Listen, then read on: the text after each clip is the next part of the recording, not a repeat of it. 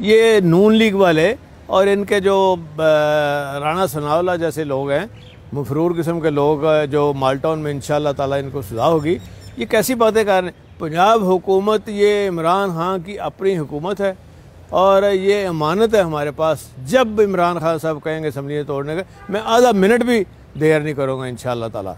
और शहबाज शरीफ क्या समझता है कि 27 किलोमीटर की हुकूमत लिए फिरता है, ये 27 घंटे भी नहीं चल सकेंगे। मैं समझता हूँ कि अब लोगों को समझ आई है कि इमरान खान को अल्लाह ताला ने नई ज़िंदगी दी है और वो फैसला कुन राउंड अब उन्होंने खेल दिया है और इंशाअल्लाह ताला PDM का खुद इत्तेहाद इंशार की शक्ल इख्तियार करता जाएगा।